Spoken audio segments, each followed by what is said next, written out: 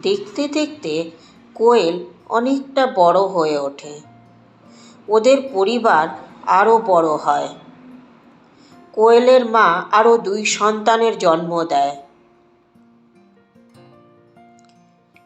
এক পুত্র সন্তান, এক কন্যা সন্তান। কোয়েলরা এখন 3 ভাই বোন। আস্তে আস্তে ওরাও বড় হচ্ছে। খুব আনন্দের দিন যাচ্ছিল ওদের।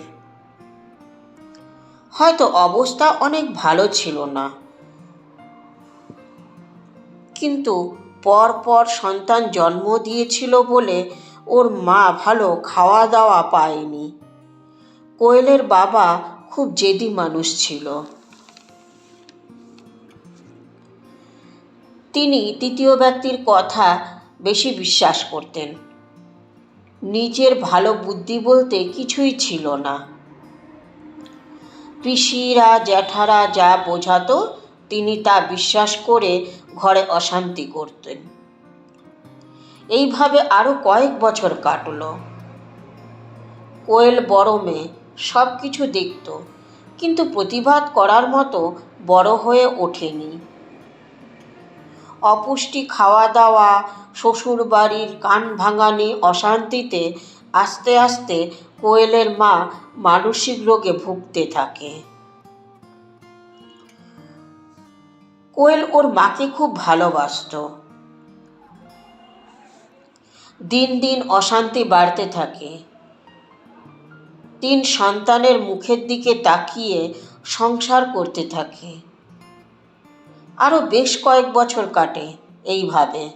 3 সন্তানের লেখাপড়া শেষ করে বড় করে তোলে। হঠাৎ একদিন কোয়েলের মেজ ভাই মারা যায়। বাবা ও মা দুজনই ভেঙে পড়ে মানসিক দিক থেকে। কিন্তু কোয়েলের বাবা মার পাশে কোনো আত্মীয় স্বজন দাঁড়ায়নি ওদের মনকে শক্তিশালী করে তোলার জন্য। কোয়েল সব কিছুই দেখল।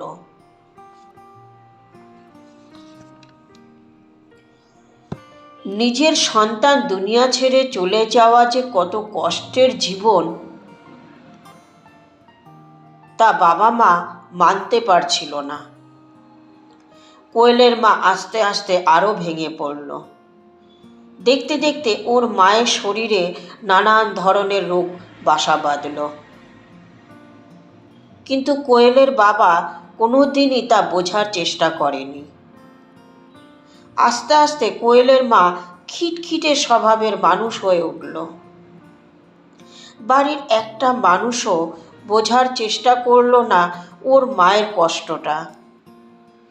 দিন যায়, মাস যায়, বছর যায়, কোনো ডাক্তার ওর মাকে সুস্থ করতে পারল না। অবশেষে একদিন সাজানো গোছানো সংসার, সন্তান, স্বামী সবাইকে ছেড়ে নিঃশব্দে চলে গেল এই জগৎ ছেড়ে অন্য জগতে, যেখান থেকে কোয়েলের মাকে আর ফিরিয়ে আনা যাবে না। গল্পটি ভালো লাগলে একটি লাইক আশা করব। হাসিতে থাকুন, খুশিতে থাকুন। কলমে ও কণ্ঠে জয়া দে।